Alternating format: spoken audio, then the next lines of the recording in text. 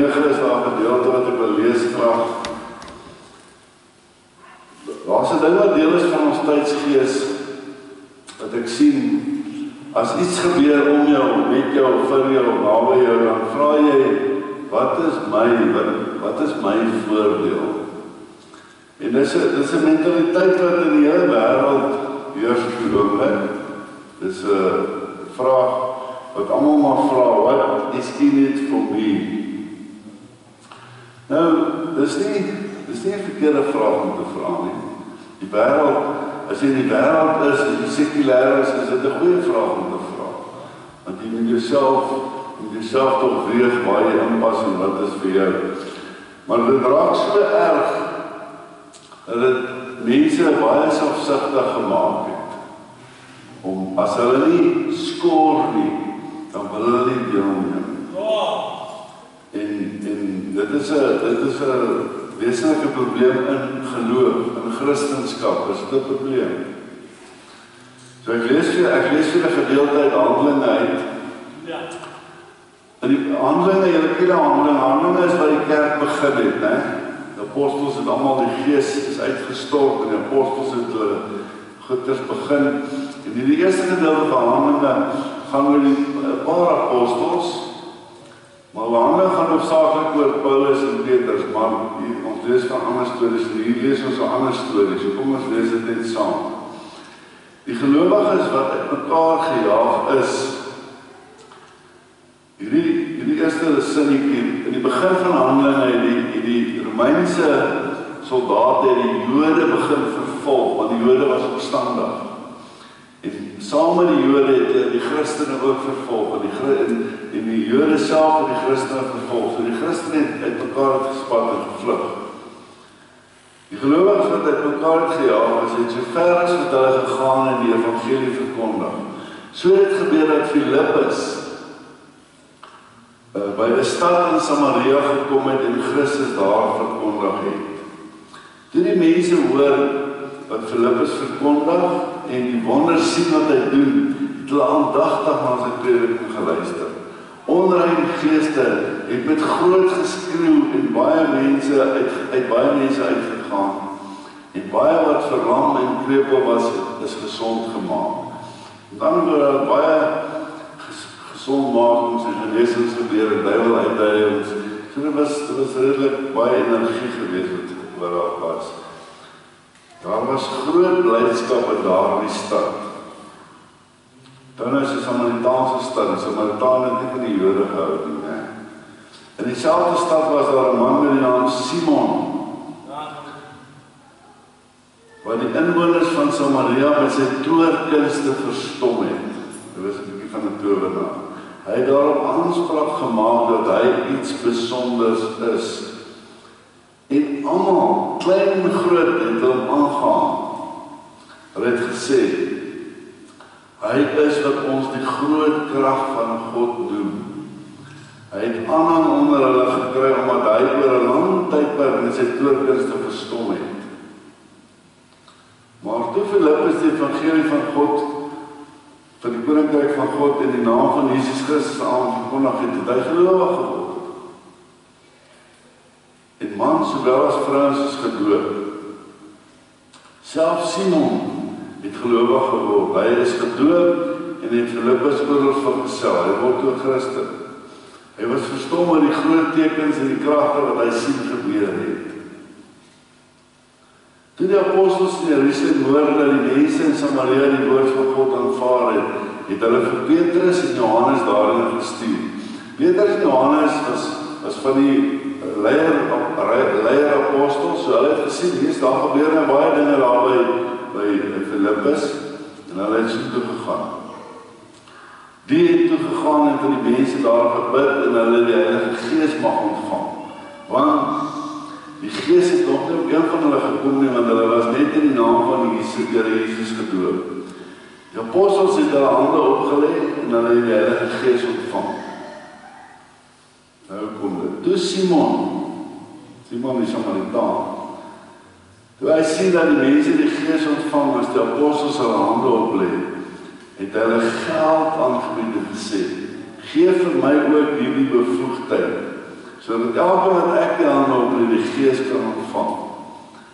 Hierdie ou, Simon die Samaritaan, die dieselfde vraag gevra, what's in it for me? Hy het gesien, hierdie goed wat hier kan gebeur, is geld werd. Kan geld maak in die storie. En Petrus, wat 'n senior apostel was, sien dit daar. Maar Petrus antwoord hom, gaan na die verderf met jou geld en al. Dink jy kan die gawe van God met geld koop? In hierdie werk is daar nie vir jou geen plek nie, want jou gesindheid teenoor God is nie reg. Aan die ander woorde, hierso spring Petrus uit en hy sê, hierdie goed werk nie in die evangelie so. Hierdie Christen geloof werk nie met hierdie aardse sekulêre beginsels nie.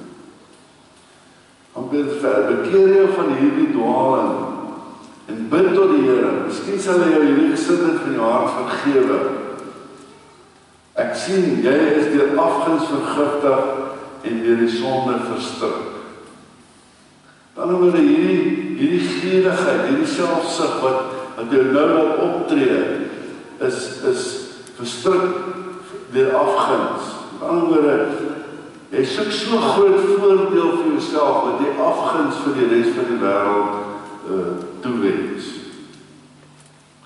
Toe Simon kom toe, besef toe dadelik, maar hy is nie reg nie. Toe sê Simon vir die apostels, bid julle tog vir my tot die Here, sodat niks van wat julle gesê het my sal tref. Hierdie man het net geweet, hy het die verkeerde goed gedoen en dadelik tot inkeer gekom. En Petrus het dit dadelik raak gesien. Hierdie hele probleem van hierdie Simon, die Samaritaan, is deel van ons samelewing vandag. Jy kan oral om jou kyk. As jy na die winkels kyk, jy kan by elke winkel, elke motorhuis, kan jy 'n rewardskaart kry, sodat jy kan weet wat's in it for me. So met ander woorde, die hele samelewing, ons hele samelewing is so ingestel, dat jy nie koop, as daar nie vir jou voordele is nie. En glo my, in die sekulêre wêreld is dit goed so, is reg so. Ek wil nie teen dit praat in die sekulêre wêreld nie. Die probleem wat gebeur is, hierdie verbruikerskultuur wat onder ons kom mes maak het, sleep ons net so in ons Christendom. Jy bring dit net deel van jou geloof, maak dit deel van jou geloofslewe. En hierdie selfsugtigheid bring jy in die kerk in, bring jy in jou geloofslewe in. En as iemand vir jou sê, doen iets vir die kerk, dan sê jy, wat is dit vir my? Hoe kan ek skoor daardeur? En as jy nie kan skoor nie, dan neem jy dit nie deel nie. So met ander woorde, jou eie begeertes begin jou motiewe alles oorheers. Jy word eintlik word jy maar net 'n parasiet in die koninkryk. Jy word net 'n verbruiker. Jy is nie meer 'n ou wat wil gee en wil deelneem en wil iets instort en saai. Ons word eintlik maar net geestelike bedelaars. Ons wil alles hê en ons is nie daar om te gee. En eintlik word ons dan net 'n plaag in die wêreld. En dis hoekom Christendom so baie kritiek kry. Dis hoekom daar so baie kritiek vir Christene reg oor die wêreld is. En Jesus sê dit anders, as Jesus se opsomming vat van waaroor dit gaan, sê dit anders te. Kom ons lees net 'n vers of 2 Matteus 16.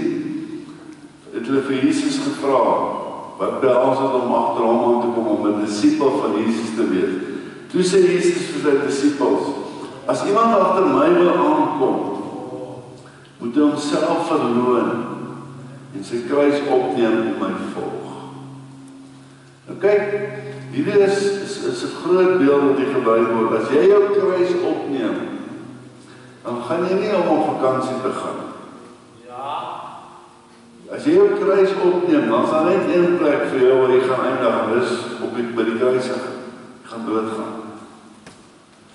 Met ander woorde, Jesus sê, hierdie geloof, hierdie Christendom, hierdie ding wat julle agter my gaan aankom, is nie tot jou fisiese voordeel nie. Jy gaan nie meneer wêreld word nie. Jy gaan nie meneer rykste in die wêreld word nie. Dit is 'n ander tipe geloof. Elke wat agter my aankom en sê met homself verloon. Met ander woorde, jy moet jou daar stel ter wille van ander mense. Wat God eintlik van die begin af verkondig het, jy moet jou naaste lief hê soos jouself.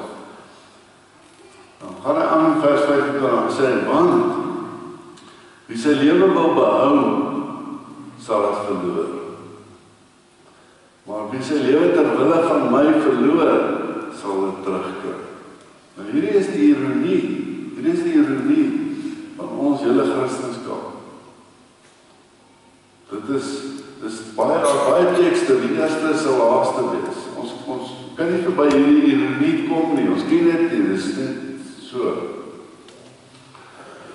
Dan is ons nie in dit vir die korttermyn voordeel nie. Jy kan nie Christendom meet op die korttermyn voordeel. Ons is in dit vir die langtermyn voordeel. Vir ons verbondenheid met God, want God se tyd gaan ewig aanhou.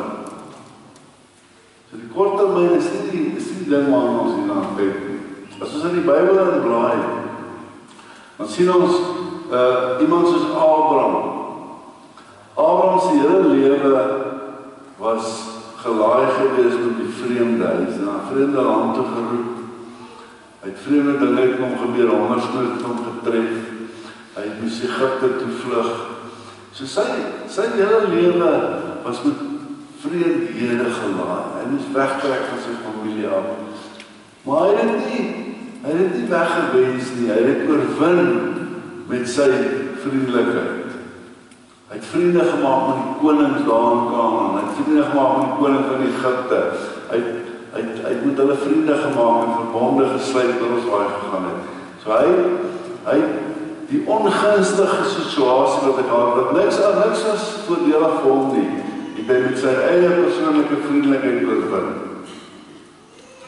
As ons sien byvoorbeeld vir Job, hoe hy die ongeluk in sy lewe hanteer het.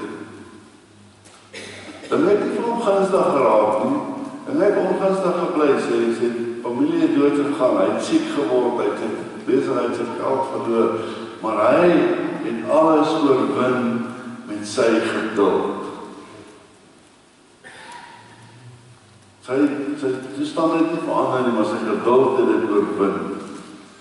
As ons sien die bedreiging van Josef gehad het, Josef wat sy broers in 'n put gegooi is, en toe verkoop het as 'n slaaf, en toe beland het as 'n dienaar in Egipte, en toe in die tronk.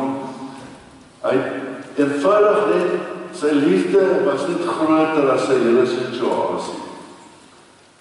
Hy het hierdie ongunstige situasies het hom nie gebeur nie.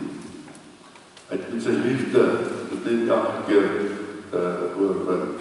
As ons sien in die chaos wat Johannes gehad het,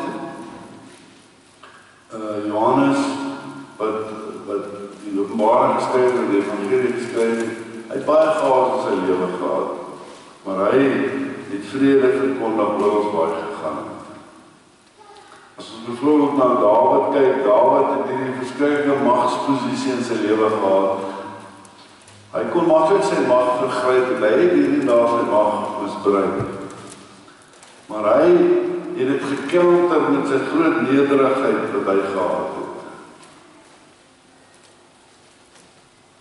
As ons die swaar kry van Paulus bekyk, waar hy gestenig is en waar hy skipbreuk gelei en waar hy geesel is en allerlei dinge met hom gebeur het, sien ons Paulus het dit alles oorheers met sy goedhartigheid wat hy gehad het.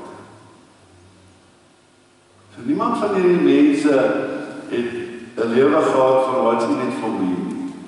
Niemand van hulle het daai vraag gevra of daai lewe gesoek nie.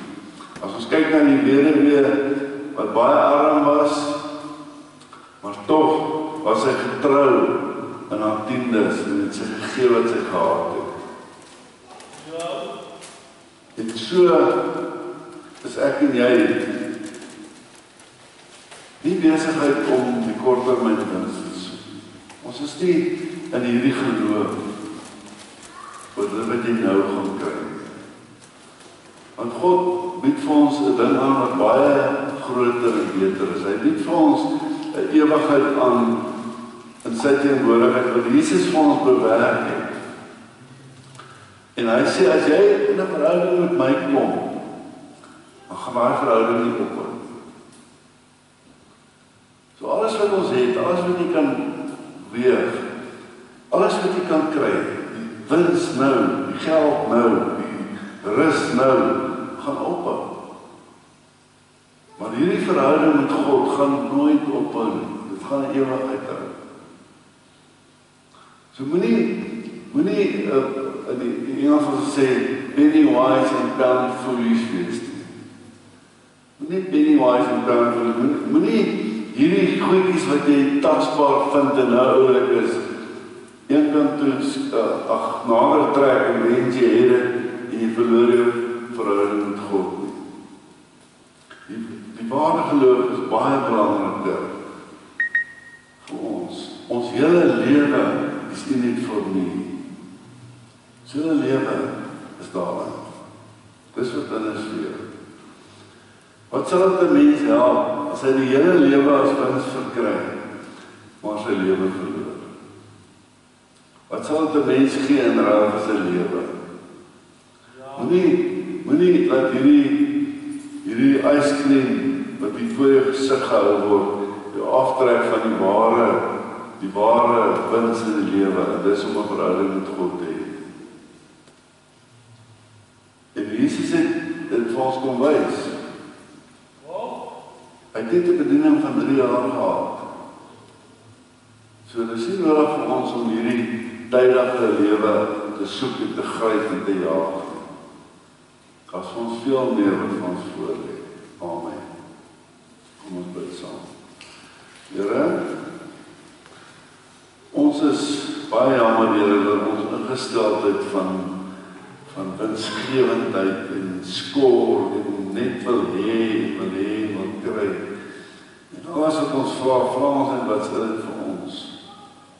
Ons weet, Here, Jesus het vir ons kom roep om te gee, om te offer, om deel te neem, om ons gawes te benut, om 'n geer te wees eerder as 'n kryer. Help ons om hierdie ingesteldheid uit ons lewens uit te kry, uit ons geloofslewens uit te kry, nie dit in ons geesteslewe in te bring. Ons weet die wêreld druk ons, Here, maar ons kan nie bekostig om dit in ons geloofslewe in te hou nie, want ons gaan te veel verloor. Help ons om die voordeel te sien van 'n langtermyn verhouding, en die langtermyn voordeel binne in ons geloof. Ons loof en ons prys U vir die genade.